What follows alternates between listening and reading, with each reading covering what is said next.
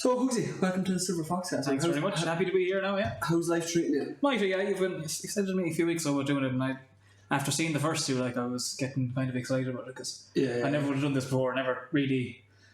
I was thinking the last few days about what do I want to be saying, and it's stuff you'd never say or even think about out loud before. So it's nice to actually even talk about it. Sure, even I was the same. When I had made the first two, I had them on the long finger for so long because when I recorded them, I was like, these are actually good. And then the whole idea of it was that I get people on who were passionate about things, which obviously we have you on for music. But say the first one was with Hugsie, he was an academic writer and stuff, and then your man Conor O'Keefe, who's an endurance athlete and into his fitness, and then obviously we spoke about mental health and stuff like that. So I thought the content of the two podcasts were really good, and two passionate men as well. Yeah, they spoke about it. And then but. When it came to the editing, then there was a few technical difficulties, but and stuff that I was kind of nearly embarrassed about. That's not good or whatever, And then so I just had them on the long finger for so long that I was like, ugh. And then a friend of mine in Animal seen it, and he was like, "Man, just put it out. It's all about sure if you get out there and who, you know what I mean. I'm not doing this to go viral and for it to be super successful. It's a creative endeavour. You need to do for yourself anyway. Yeah, especially in the times that we're in. And when you've done the work, no matter what piece of work you ever do, you'll never be happy with it, and you'll always be thinking the videos me and you did in the church. Jeez, I was mortified looking back at them. I just thought they were all shite. And then I put up the first one, the Bowram one, that went well. Everyone kind of liked it. And then I was steamed one Saturday night, and I put up the Copacabana one. And I swore to myself during the day that I wouldn't do it. And then I woke up the next morning and it was up. I was like, fuck it, it's up now. So you texted me the night that you put it up, or that you were at home and you put it up. And then you're like, man, Copacabana's up. And I just say the caption on it was you being full. And they're like, church, Copacabana, Bowram, what more do you need? I haven't really watched it back since. And then the Tuesday one, that's the one I wanted to go to the church to make anyway. I don't know why, I just wanted to get that one, make a video first. And I threw that one up. But there's so many little bits when I listened to it at the time, because I had the sound, so I was trying to put the sound together because I had 3 microphones and just notes here and there that I wasn't hitting and stuff. But fuck it, it was honest and exactly what I played on the day. We did 2 takes. Was it the second take is the one we used? We only done 2 takes of Coke. I think we only done 1 or 2 takes of everything. Yeah, I think so. It went fairly well. But just put it up. It's done. Put it up. And who cares? When I listen back now, I find it hard to hear. Obviously, I know where I went wrong, but it's not that big a deal at all. And it's honest as well. That's the thing, and you learn from these things as well. Absolutely, you learn from. It is what it is. To do different next time. You sing the way you sing, and that's. Even modern music these days, I think it's so overproduced, and I love it, just a raw kind of honest sound, Which is what you got in St. Mary's. It is good, But I suppose your music is what I want to talk about mostly, and then because I know you released a few tracks that you didn't produce yourself, but then the first lockdown came, and you made an EP within a month, I'd say. When I was a drummer my whole life. And never played melody. And then when I went to Dubai, I bought a ukulele for the crack in the shop and got into that. And then I was immersed in Dubai, and I was playing with the girl Emma, and then I was in a trad band as well. So Emma was always writing tunes, and something I was really wanted to do. Even when I was in college, I was never interested in DJing. I was always producing and making tunes and making tracks. Yeah. So I wrote my first song off the Beer of Might. I was hungover in class over there one time and just wrote it, and that's probably the most successful tune I've had. And the chords I used for that song was, I think I was just messing with the ukulele, G, A minor, and then just another chord. I don't even know what it is. I think it's a B flat maybe. And that was the first ever progression I ever put together myself at home. I remember doing it in Kilteven at my home house. And then that just worked for that particular song. So I recorded in a studio in Dubai. I didn't know what I was at. It was terrible. Your man had no interest in me doing it. I wasn't prepared. It sounded shocking. So Rachel said to me, don't put that out. It sounds awful. So then I went to another studio in Galway one time, and I recorded a different song. It's actually No Work Tomorrow that I've since released, and it sounded shite as well. So I said, feck it, I'll just buy myself some recording equipment, a few mics and stuff, and I was messing around the house. So I recorded all the parts I wanted for Off the Weir Mic, but I didn't know how to actually edit it. So the fella, Dave Skelton in Galway, he's brilliant now. Fantastic man to work with. So I sent all a friend of mine put me onto him, and I sent all the stuff away, and he did a brilliant job on that now. It sounds great. So he did 3 tracks all together for me. I'd record them all at home, in the home or in the flat, send him all the files, and then he'd do, jizz them up, make them sound good. But I got to a stage where he was sending me back tracks, and I was sending back big massive PDFs and Word documents, telling me exactly, 3 minutes or 5, I want that particular lyric to a bit of delay, so it sounds exactly like this part of a song. So I was tell them exactly what I wanted. And I thought if I just figure out how to do it myself, because I know what I want, it would save a lot of time. So lockdown came anyway. Actually, it was before lockdown. I released No Work Tomorrow, and I just said I'd give it a go because it was a simple song starting out. It was only ukulele and me singing, and then I added bits and pieces. I got more confident, and then I sent it off to a lad with good speakers that knows his stuff, and he got back to me and said it sounds great. So then a guy Billy Farrell in Dublin mastered it for me. So that was the first one I got out. And then, so Dave, like, you know, if it wasn't for him, I probably wouldn't still be doing the music. So I owe him a lot, but at the end of the day, if I knew exactly what I wanted to do myself, I wouldn't as well off learn it once, and then I can always do it. So, and there's also the financial aspect of it too. If you're releasing a song could be anything £500 plus, like, just to get one song mixed the way you want it. So the fact I can do it at home now is great. So then the first lockdown, I put an EP together. I had one song I wanted to record, and it just turned into 3 then, and I had it out then on the 25th of May, I think. So think about 6 weeks, and all in all, I got the 3 tracks recorded and mixed. But I love every second of it. When you're sitting there working on yourself, you do hate the songs for a couple of weeks and you go off them, but when I listen back now, I know exactly what's going on, and, you know, I had complete control over what the sound I wanted at the end. It's not, now I definitely sacrificed audio quality. You know, I'm sure if I gave it to somebody, it could have sounded better, but that's not what I'm after. I'm after the sound that I worked on and the sound I got, like, so, you know, all of my songs I could probably record them again and improve them, but sure, what's the point in that? Like, you want. But what you were saying there, like when you went and got the couple of tracks like professionally recorded, is it because it didn't have that sound that you wanted, that you were like, oh, that's in shite, or was it? No. Just when I was recording something, I'd have a very, very clear image of what I wanted to sound like. So I'd be sending very detailed instructions to Dave, telling me exactly what I want him to do. And I thought, if I'm given this level of instruction, wouldn't I be as well just learning myself? Do you think that makes you like a nightmare to work with, or do you think it makes it the dream to work with? Yeah. It's better than being wishy-washy about it, isn't it? It's better than being like, oh, maybe I like that, or maybe I don't. Do you think you prefer, like, if you, let's say, when, obviously we made a song together that will probably never be released, but we done it for a bit of crack, like, but would you find it better if I was saying to you, oh, I want that way, that way, or would you prefer if I think come up with all the ideas and I was going, if the person doing it has a good level of understanding of what they actually want and they can vocalise it to you, definitely. But if someone has an idea and they don't know how to get it out, that can be frustrating for you and them as well. I think I was a nightmare because I kept sending it back if I wasn't happy. I thought, look, I'm going to pay for it, I might as well get it like I want. But 6am, the kind of reggae tune, geez, that went over and back and over and back and over and back a load of times.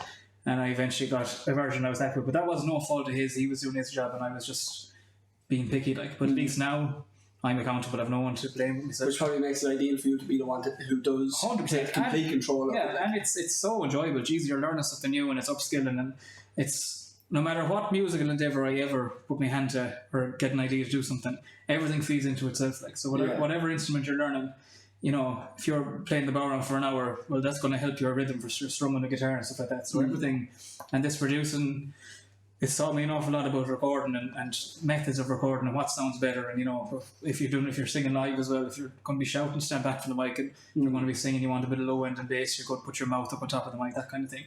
And this kind of stuff I wouldn't have figured out if I hadn't gone doing it myself, like, so. And like, when obviously you were saying that you remember writing your first tune, like, but you were big into like playing the drums and stuff when like growing up. So were you ever like writing your own little bits as you were growing up? Because like, I mean, you hardly start like.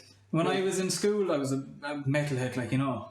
So I was playing biker rallies all over the country in a band. I was in first year doing the bands with lads that left school. That must be some experience, like. Even my parents used to come. I'd be playing gigs in the pub. I'd be 13 or 14, and they'd be down the back. So they had a bit of a social life out of it too. Like, some crack. And then I got. Would you let your 13 or 14-year-old kid go with them without you, like? Oh, well, absolutely. They let you go on your own as well? Like? Oh, when I got to about 15 or 16, go on my own. But then when I got to 17, all my mates were out, and I'd be playing the pub, and I'd be looking down, and they'd be drinking, and I'd no interest. All I wanted to do was go on the beer, like. And like, being the band, it was grand, like, you know, but it was no novelty. It was nothing special. No one gave a shite, like, you know. The money was great, and that was the height of it. But I was very happy to leave it at that. Then when I went to college, I did nothing with music for the whole while. The last final year I got into it a bit as well. Used to play a bit down there. And that was just drums again. You hadn't played. No, just drums and the cajon and stuff. I had a bowron, I never played it. And then when I went to Dubai, I brought the bowron. Didn't really know how to play it either. So in the trad band, I used to play the box and play the bowron as well.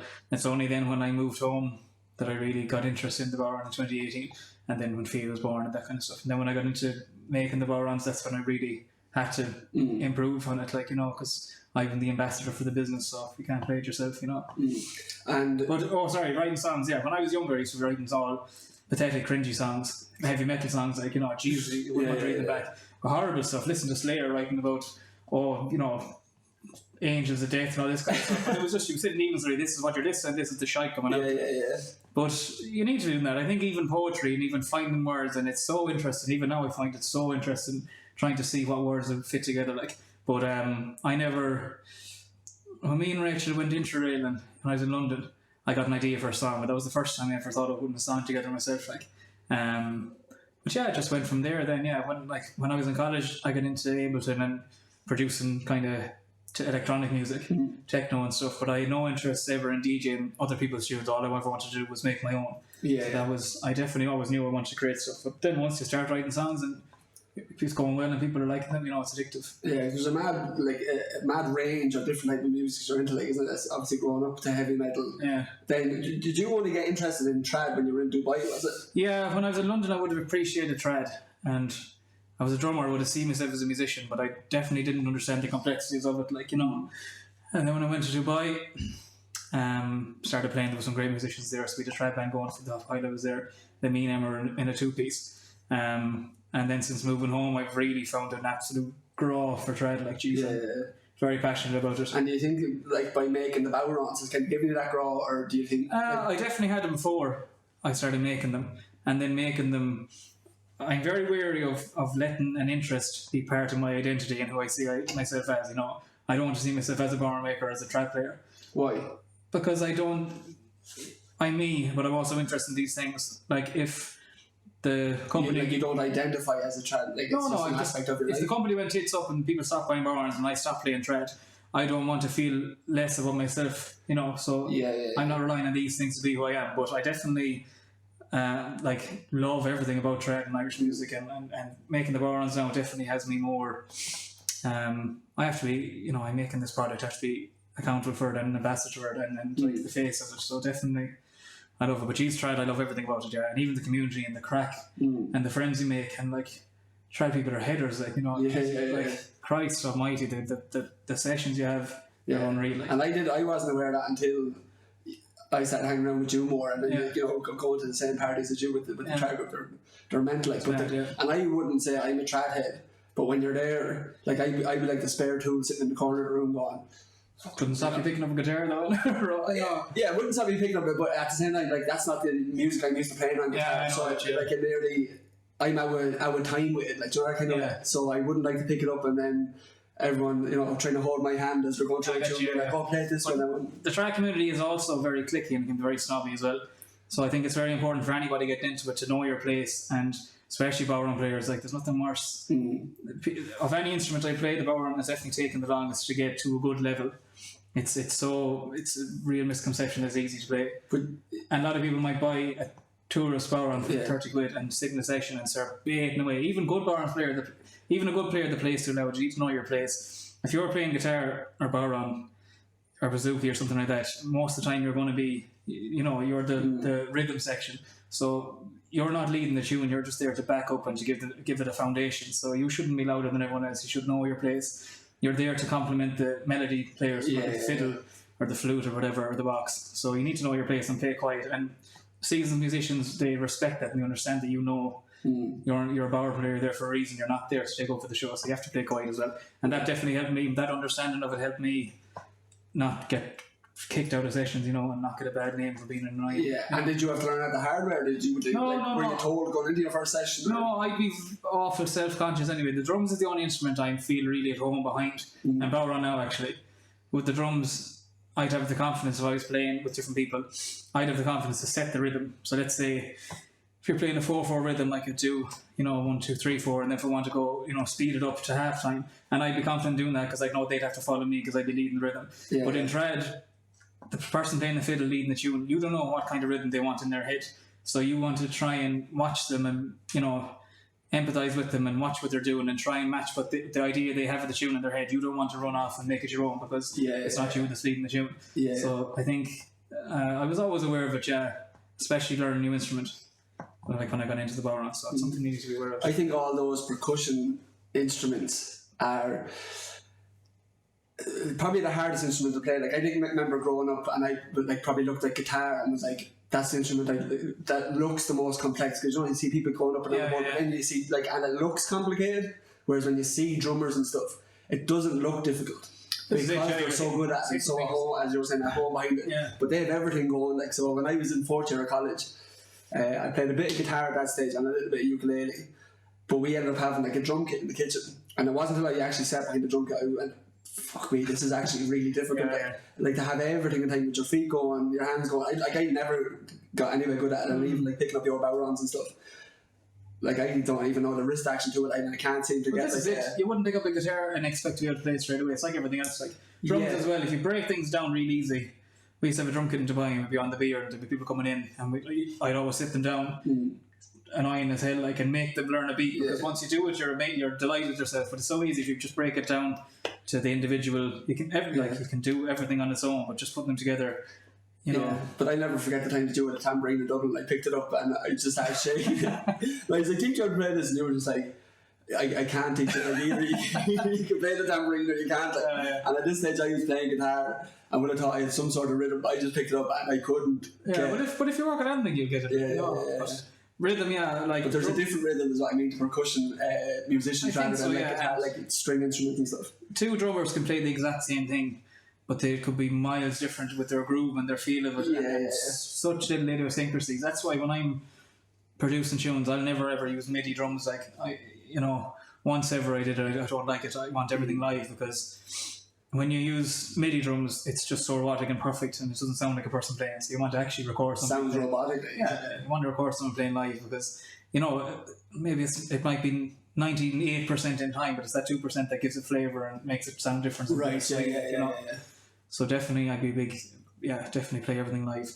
And then in terms of like your own music, like there's you go through mad genres between like just the songs you've released on your own, and then through the EP and stuff. Even the EP has a bit of like reggae in it, like real kind of ukulele tunes, and then sort of like, wouldn't say rock like. No, like, but mad is like I wanted to write something a bit edgier and a bit heavier. Yeah. And then I was listening to loads of the scratch, and they're all acoustic stuff, so I wrote the damn and gone mad. But you see, that goes against me as well, because I've no box I can be put in genre wise. So let's say if you want to listen to Irish folk, you can find loads of Irish folk singers, and you might be in the mood for that, so you put that on, and it's nice to listen to. But then I find my tunes could be all over the place. So some people might love one and then they might hate another. Yeah. And it's hard. And you struggle with that. No. Because someone might love Here for Tuesday, but then listen to like Puchin or Rabbit Puchin. Yeah. And go, what the hell is this? Yeah.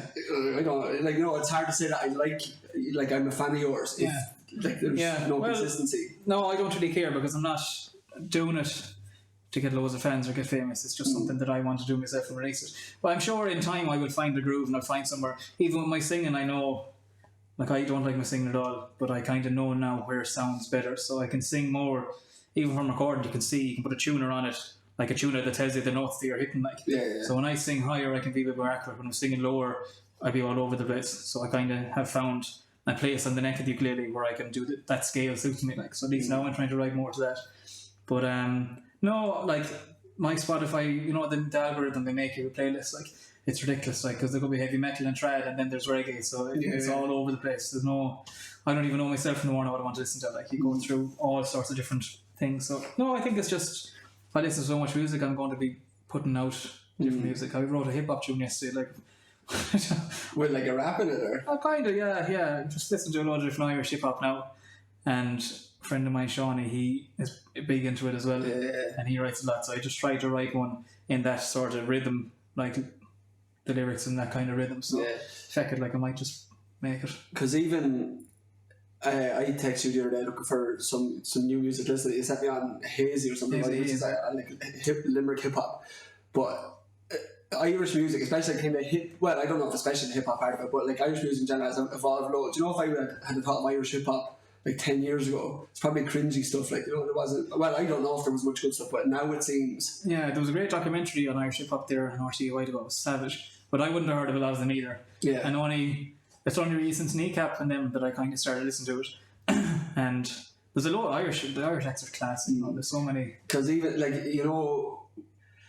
as a while ago when I had a thought of Irish hip, if you'd heard like rap in an Irish accent, I think maybe the original Rubies were the first to come out and be like, oh, that sounds kind of cool, like. Yeah. But if you had heard like rap in like a Limerick accent and stuff, you'd have been like, it just doesn't work, like, you know, like, rap needs to be an American accent or an English accent. Yeah. But I actually think Irish rap now it sounds unreal, especially with like Kneecap who rapping in Irish. That's good as well, yeah.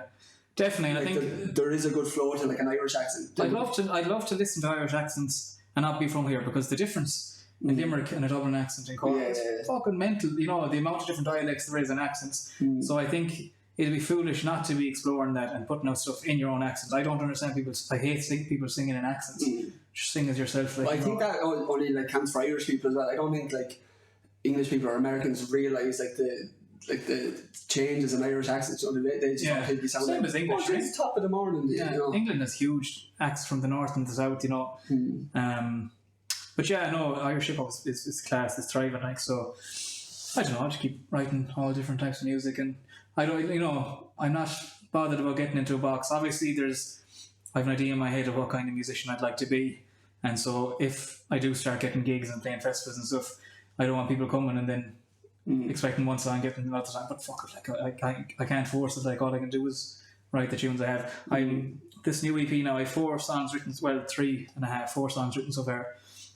First one, I was listening to a lot of Irish ballads and stuff, so I wanted to write a kind of real typical Irish, not a drinking song. I didn't want to make it cheesy, but it's about old she-beans and old Irish, you know, an old house in the field. Now 90-year-old woman was selling pints, you know. Yeah. So it started off like that, and then I was afraid of getting cheesy, so it ended up as your man is like an age-2-year-old man. He spent his whole life drinking in Irish. He's drinking in an early house, and he's on his own. He's dying and all this, like. So that took a nice little turn. That took ages to write, and then. And do you have an idea of where a song is going when you sit down to write it, or do you? Yeah, but it always changes. Like, every tune, the process is different. Like, you obviously have an idea what kind of song you want to write about, or even ideas of something you want to get across, and then you just kind of explore it. But I spoke to you about this. I think it's a great sign of a mature musician or artist when they can let ideas go. So you might think of something and you write it, or you have a bit of a tune in your head and you write it and it sounds shite and you just say, right, that's not good, on to the next one. I haven't reached that yet. So if I have any idea at all, no matter how bad it is, I'll have to just keep working on it until it's usable, which is not healthy, and I need to get over the habit. And no matter who you listen to, you know yourself, any of these creators, they always say, if you want to write good, you need to just write loads and loads and loads of rubbish, and eventually you'll get some good stuff. I haven't started doing that yet. I just stick to ideas and I keep going till I get them finished. So for 2021, I want to just try and just write loads and then pick out the best. Like. And are you consistent when you write, like, or do you write throughout the whole time, or do you kind of go, oh, I'm going to start doing an EP now, or write a tune, and then like write for maybe a week or 2 weeks or a month or whatever? Well, it's always different. I might have an idea and I want to get it finished, and then I'm happy with that. With the first EP, I only had 1 song barely written when I decided to do it, and then I wrote the other 2. So yeah, you kind of always be thinking of ideas, and you're always wanting to make something new. But it's definitely the process I enjoy, because like I have an idea now for this EP to bring out maybe in March, and sure, like once it's done and it's out, that's it. Like nothing happens. It's on Spotify. You can have your can't listen to yourself. But no one really, it's like an anticlimax. So you need to enjoy this now, January, writing them and having the crack with them and recording them. So I'm very conscious of enjoying the process of putting them together, because once it's out, then you're like, oh, that's it, now done. Like, but the last question I kind of had was like, do you journal all the time? Like, are you constantly putting down ideas even when you're not recording? I would be putting down a lot of ideas, and also I'd be trying to learn more songs. So when I went to Dubai, I never sang ever, and I found it amazing that people just had this bank of songs in the back of their head they could sing. I was like, how the hell? So I tried to learn a few songs and found it so hard to learn the words of Black Foot Abandoned that. So I started writing them down. So if there's any song I want to be able to sing in a session, I'll find the lyrics and write it down in my own handwriting and learn it that way. So I do always try and learn new songs. Even we did carol service in school there, and I had to learn a load of Christmas songs, the ukulele, which I never would have sat down and done before. But I learned a heap of new chords that I never would have used, and now I can implement them into my own new songs. So everything feeds into itself. Like, no matter what musical endeavour you're pursuing at that particular moment, it'll definitely help you down the line. You know, you mightn't realise at the time, but you might think, Jesus, that would actually go well there. So I wouldn't shy away from anything got to do with music. Yeah. Because it will benefit you eventually. And just going back to there when we were talking about, I know we were talking about Irish hip hop, but just Irish music in general. Like as we were saying, I'd never heard of a lot of them kind of hip hop acts that you were sending to me. Why do you think, or do you think that Irish music isn't that accessible? Like you don't really hear it on the radio. It's hard to. 100%, yeah. It's nearly like who you know, isn't it? Or someone has to nearly show it to you. Definitely, and I'm not going to say it's clicky, but the radio plays pure shite anyway. Like I did a Christmas tune, I was gone blue in the face, sending it around to people, emailing it, not a hope. Like, and I think radio now, there's a brick wall being built around it with these companies. You pay them £600, and they guarantee that they get you a great review in a popular music magazine in Ireland. Right. This kind of shite, and it's just completely discrediting the reviews that you read online, because how would you know the person has paid for it? I've nothing wrong with people paying and promoting their music, that's absolutely fine, but I still don't think it has to be something you have to do. And then radio play, like geez, if you listen to Nelly and Beyonce from 2001, and then there's fucking local artists with savage music that's out that live down the road, and you know, wouldn't be explicit, it'd be suitable for radio, and they're not getting any play. Like, so I don't agree with that. And I think you're wasting your time if you're relying on radio, especially in this country and in this day and age as well, to get your word out. So word of mouth is everything. And it's like, there's loads of good, reputable websites and blogs and stuff now that people listen to. But everything I've come across really has just been, I might follow a band on Instagram and they might post about another band that they know, like, you know. So that's how I've come across everything, like Mary Waller's and Lankham and all them. It's just people posting about each other and sharing people's stuff. Like, so that's the best way I think of finding it. But at the same time, yeah, just support. If you know someone making music, just throw it in your story. It doesn't cost you anything, like, you know, and show a bit of support, I think. But yeah, it's hard to get the name out in Ireland. But I suppose gigging as well. The last year there's no gigs going on, so if you put yourself out there. Yeah, and when you do share stuff on your social media, and because I know when you release a new track, a lot of people would share it, and then you share it onto your story. And do you find that does that actually get the word out? Like, would you get new followers from that? Would you get more listens? 100%, yeah, definitely. That's the only. You see, I'm still conflicting as well, because my Instagram account is a personal one. I've no interest in setting up a music one. So I'm like, do I have a private? Do I have a public? Because I don't really think anyone cares about music enough to have a public account, like. But definitely, when people share it, that day I might get a few different followers that I wouldn't have had before, like. And then people would interact well with the music stuff. So yeah, I think shared and word of mouth is 100% the best way of getting stuff around. Like, so that's where I find most of the music these days. Yeah. So now that you are like releasing your own stuff, and you were saying that like you didn't sing when you were in college or when you were in Dubai and stuff like that. Yeah. How do you find now about actually singing your own things, and if you ever have to perform it live, like? I'm very aware of my voice limitations, and I hate the sound of my voice, as everyone does, you know. So I'm trying to find a little area where it kind of suits. That's another reason why I love writing my own music. And even with the guitar, I only bought my first guitar there for Christmas. Rachel got it for me, like. So I'm not great on guitar at all. I don't really know what I'm at. But I've already written a full tune on guitar with the finger picking and stuff, because I've written that myself. It doesn't matter how good or bad the playing is, because I own it. It's completely mine. No one can criticise me and say, that's a shite song guitar, because it's my own, like, it hasn't been out there before. Same with singing. If I was going and trying to sing Luke Kelly songs all the time and I didn't sound as good as Luke Kelly, you'd be able to say, Jesus Christ, what do you act like? But the fact I'm writing my own music, I'm the only one that ever has sung it before, so that's the right version, you know. It's mine. I can sing it as badly or as good as I want. Do you know what I mean? So that's a bit of comfort that I find in that. But my voice, yeah, it's definitely, it's improving, and I never got lessons. I wanted to get lessons, but I kind of don't think I will now. Well, it'll be no harm. I'm open to it, but it's not something I'm looking to get. But I'm very aware of when I'm singing in key and singing not in key. And when I first started going to the trad sessions, I'd only sing after 10 pints, which is which is the wrong thing to do. So now I'll only sing maybe at the start of the night after 3 or 4 pints, and then if I'm too drunk, I won't bother, because it's like that old thing. It's like, I didn't know you drank till I met you sober, you know. People start associating me roaring off my head drunk as my normal singing voice, when it's not. And I know when I'm sober and I'm conscious of it, I can do much better. Singing sober in front of people still isn't something I'm confident with. And if I was singing to 1 or 2 people, I find it awful. But if I'm singing at a gig or singing in front of a lot of people, you get over it. The first song is the first note you sing is a bit weary, but then you forget about it and you get into it, like, you know. And when you're sober, you're conscious of it, and you know if you're doing a good job or a bad job. Which is, you know, it's, to be blissfully unaware when you're drunk is a great thing too, but not really if you want to be taken anywhere seriously as a musician. Like, so yeah, I don't mind my voice being out there and come to terms that, like, I love listening back to my own music that I brought out.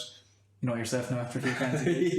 Sitting there racking up the old Spotify. Number one tune of the listens that you put into the counted, like headphones in. That's it. My Spotify rack there for 2020. I couldn't share because they're all my own tunes.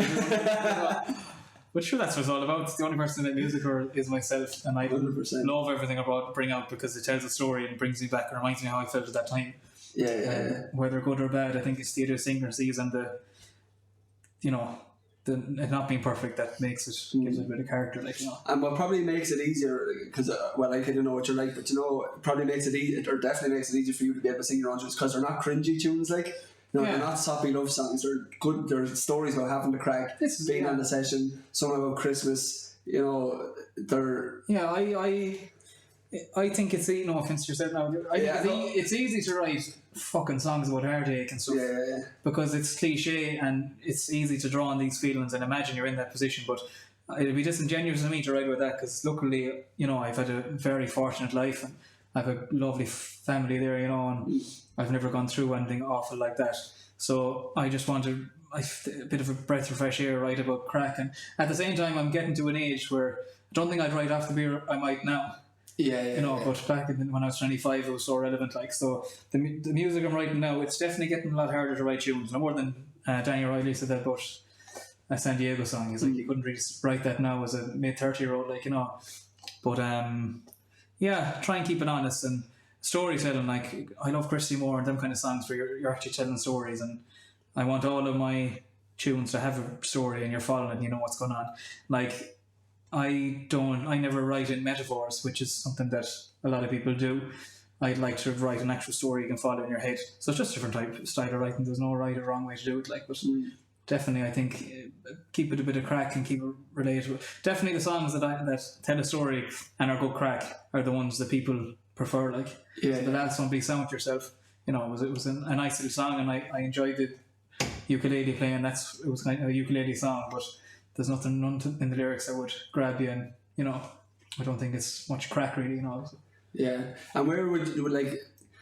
How, or do you think your like lyrics or even your songwriting has evolved? Like, obviously it's evolving. Now you say you can't write like off the beer, but what direction do you see it going in? And do you think like your actual putting like pen to paper is getting better? Like, putting pen to paper is getting better, but I still have this issue where if I have one idea, I have to go with it until it works and grind through it. Where I should be more flippant about it, and if it's not working, just go on to the next one.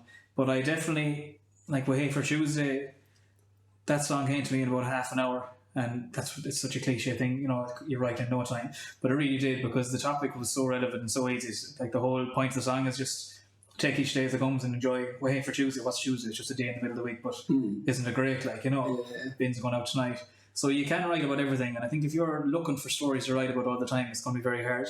So you need to just sit down and write about, you know, bit of frost out there in the garden, and just ideas come to you. And like, geez, songs are written about everything, so there's no boundaries. It doesn't have to be heartache or beer or drinking. It can actually be about anything. So I definitely I don't know what direction I'm going in at all, but sure, I'll just keep going and keep writing them. Because that's actually a challenge I might set myself now, to write something, because I haven't, you know, been in love in 5 or 6 years now at this stage. But if you were to give me a pen and a piece of paper, the only thing I could write about is a soppy love song, which kills me. But like, I love the session more than I love women at the minute. Like, so I can do it, but it'd be hard for me to sit down and write a tune about. I don't even know where I start with, but that's, I suppose, is seeing the beauty in all of it and go on. Yeah, there's something in that there. Make it relatable as well, because 90% of people have gone through bad hangovers and have been dying, and they understand what that's like. And and then that Rabbit Puccine one is just a daft story, like, but I wanted to get a load of Irish folklore, so that's why I was talking about the fairy tree and all that kind of stuff and changelings. So I definitely have idealistic ideas in my head of how I want a song to sound and what kind of song it's going to be, the topics of it. But as I'm getting older, and the last year we had, like, sure, nothing, like, you know, I can't really relate to being out mad on the beer for days on end now that I feel like the daughter. Yeah. So I have to adjust it accordingly to what I can actually sing genuinely, So, but like that, you can write about anything, White Radiator, you could write about, there's no limits, no boundaries, like. But I think your lyrics have to be interesting and captivating, and people have to relate to it, and when they're singing it, they can imagine it's them, and not just be just some words put down on the page that they don't mean anything. Yeah, and you released like electric music then under a different alias, which is Moving. Yeah. So how many songs have you got out for like under that name? Only one, Moveen. So Bean was went to name I got in school. One of the lads called me Moveen, my beans. That's why I went with that. I only have one song released. I have 5 or 6 songs. The electronic stuff is so different because with that I can certainly leave something for child, and so I might have 50 little projects I've been working on since I was in college, but there's 4 or 5 now that I would like to get finished and released, but I'm not too bothered about that really. When I was doing it last summer, when I was releasing that first tune, I was very interested in it and I spent a lot of time at it and I loved it at the time, and I think I have a real urge to write more aggressive music because I'm a drummer and I was playing metal when I was younger. With the ukulele it's hard enough to do that. So I think the techno one I brought out last year was a bit of an outlet to let that frustration out, and it's a bit mad and a bit more hard going so I think I will release the techno stuff. It's not an aim of mine for 2021, but it might be. It's so easy to sit down. If you're not recording something live through a microphone, you can sit down and work away on that stuff anytime you want. So just finding the time. But it's enjoyable. It's good crack. But then DJing, I wouldn't be able to beat match your DJ with decks, So it's nothing I ever expect to do live. It's just... So you're not going to put that much time into it like when you could be putting time into it? Yeah, not really, yeah. But it is nice to make a tune and send it off to people that are very interested in it. They, play it at house parties and making videos and playing your tune, which is great. So hopefully when gigs start up again, I might send it out to people. Yeah. But obviously 2020 was a shite enough year for everybody else. But for you, like creatively, you actually produced a lot of things between brilliant. The moving stuff, the Hugsie stuff, and then with McHugh custom percussion, like. Bow-runs, yeah. So what's the goals now for 2021? I haven't read my goals yet for 2020 because it's in a box on my boat and I can't deal with good that you wrote down last year, wasn't it? But I think it was write 6 tunes and write 1 Bow-run based tune. And I definitely did all them because I wanted to slowly put together a set list of original music that I could play if I got gigs So I definitely have plenty for playing live now. So this year I'll probably set myself for more specific games. I'm reading that book you gave me as well about the habits, so definitely I'll take a lot from that. And then guitar, I only started guitar in May last year, so I'll probably put a lot of emphasis on guitar this year. And I haven't sat down to do them yet because I only got my 2021 calendar or diary thing there this morning actually, so I'll have to sit down and do them. But I'd say it'll be big emphasis on the hook and stuff and playing live. Like I was talking to Jack, who I did music with before. He's a fantastic reggae singer from here in Cardiff, and I was on to him about actually organising gigs.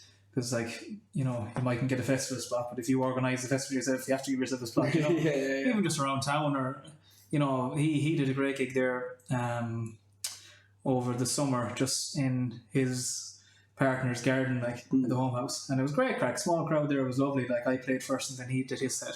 So even just organising things like that and just getting out and playing and getting the name out, because I'd say open mics and stuff in Dublin would be a great place to get yourself known as well. So I'll try and do more of that, but you have to see what way the country goes. There's great comfort in releasing music from home, not having to sing them live. A bit different kettle of fish when I actually have to go and do it. But you're grand. Yeah. And how did you get into making the bow-runs then? So when I moved home, I couldn't play drums anymore. And I was living in the flat here, so I used to go down and play in trad downtown 1 or 2 nights a week. So I got really into the bow-runs. So Rachel was going to buy me one for Christmas. So we were up for the 2FM ball in Dublin, and we were shook now the next morning. And we went to a fella who we very well known for selling bow-runs. And Rachel had money there. She was going to buy me a nice one. And your man was so fucking rude when we went in. He was like, you wouldn't believe it. I was asking, because I had a load of questions. I knew my stuff was skins. I was asking all these questions, and he was dismissing me and just treating me like an idiot. So she said, don't you dare get one here, I'm not allowing you. So we left there anyway. I was looking up different people. There's a couple of really good makers in the world. I was looking up different ones, and then I decided to make my own. So I was teaching in a school up the country, and I made my first well, actually, an art teacher there, he made one out of an old piece of pipe. So I got an idea from there. I was driving home to go and I thought the idea in my head and I sketched it all down. Then over about a month I made my first one and it sounded grand. Went to the Carlow Flower then and entered the barrel competition and won that for the crack and brought it around to all the sessions. Everyone loved it. So then that was a lambic skin on the first one, which is from the lambic drums they play up the north. And I wanted to make one with just a normal goat skin. Lambic is also a goat, but it's a different curing process. So I made a second one. And then I went up to Boolabuzz. It was a big Bowron summer school and everyone seemed to like them. And Rob Faulkner, he's a very well known, he's one of the best makers in the world. He said keep doing them. He's like, there's no one using plastic shells. So I kept at it and it just grew from there and grew, and 2020 was massive. And so they went over Spain and Canada and America and England, all over the world really they're going like so.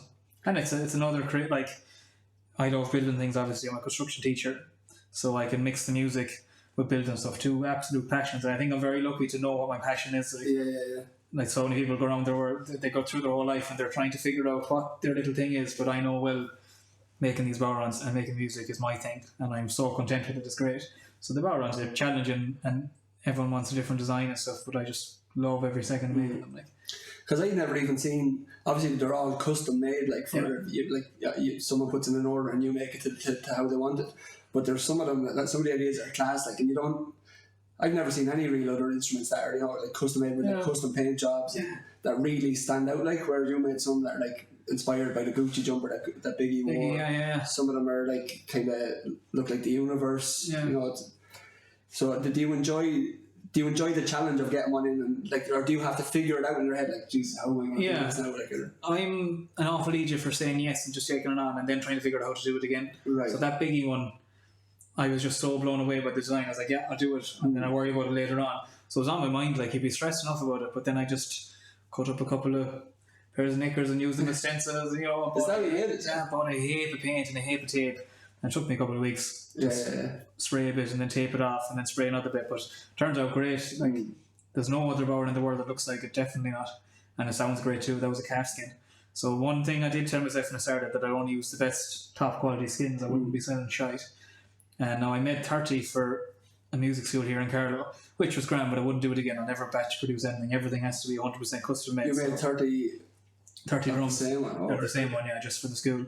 But I won't do that again because I want everything to be custom made and the only one that there is in the world, and, you know, stand out. So customers, they appreciate that, and if they want a custom one, they get on to me. You know, it's a great market. It's a very niche market, and I've thankfully managed to get my name out there already as a fairly high end one. So the name is definitely out, and I'm getting a lot of orders coming in. So, but at the same time, I was busy there in December, so I'm going to take my time and just find the grow for it again now. Maybe take a month or two off, and maybe make one for myself to keep, just to get back into it again. Because I was going to say that, you know, like, if you get a really complicated one, like you were saying, the Biggie one took you a few weeks, you go through a phase of hating it. You know, when you were saying about recording music, and there's be a couple of weeks where you're like, this tune's and then like, once you finish it and once you send it away, you're so anxious and you're so worried that it's not going to get there safely, and then when they finally do message you say it's here safe, it's just the way it is released, and you're like, right, forget about that, because it's completely out of your control once you post it off. And then just take a couple of weeks. Done now, it's finished, thank God. So that's why it was tough in November, December.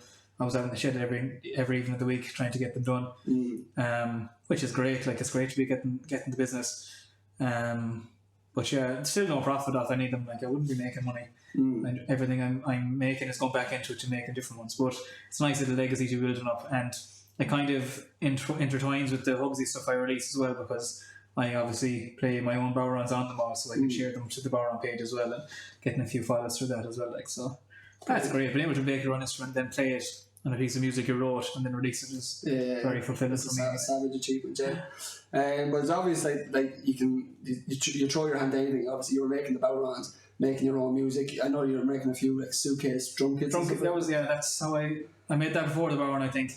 When we had Fee, I was on paternity leave, and I was really craving playing a bit of music, playing a bit of drums, sorry.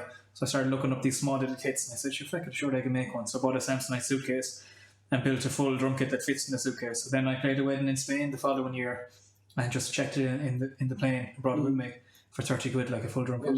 So that was great. Now, I never sold any of them, everyone loves them, but no one wants to buy them. Like, it's grand. I must have 4 or 5 of them in bed now. Yeah. So stuff is getting a bit thick with all them in the shed. If anyone wants a suitcase drum kit, you know.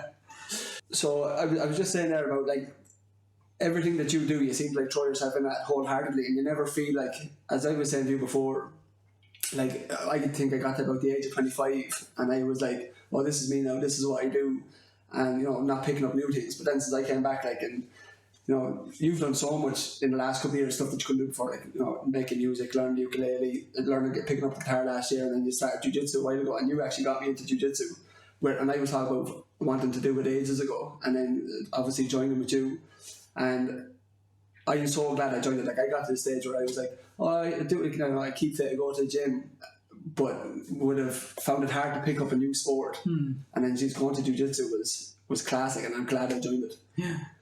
I think from teaching, there's a thing called growth mindset. You know what growth mindset is?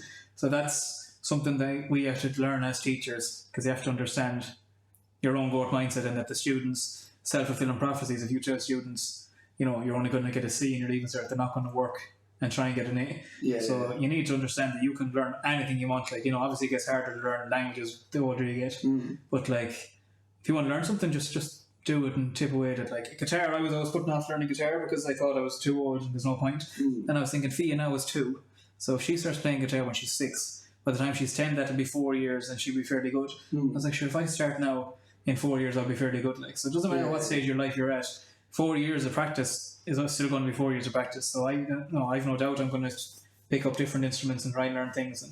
But like jiu-jitsu, as you said, that's a whole different kettle of fish altogether for learning, and you know, your body and your mind and figuring things out. And because a great saying I heard there recently was, the best time to plant a tree is 10 years ago, but the second best time is now. Like, which I've been putting off jiu-jitsu. I remember when I was living in Belfast, I was like, yeah, jiu-jitsu is my thing. I was like, I have long limbs and I'm lanky and I'm flexible and I'd be savage at this. And I just never got into it until I came home from Australia there. I met with you, and now I'm a white belt and getting the shit kicked out of me every time I go down, but I love it, like, because even though I'm not getting much better, I notice, like, from week to week, people who were mauling me one week, you know, and submitting me 5 times in a 5-minute round, are now only submitting me twice, maybe, you know. And it's a sick to not being on, isn't it? Like, I do miss it a lot, like, but and it's addictive as well, isn't it? It is addictive. I everyone always says with jiu-jitsu, leave your ego at the door. Like, you know, ego is a waste of time. You can't go in there thinking you're a hard dad or anything. So I think I went too far the opposite way.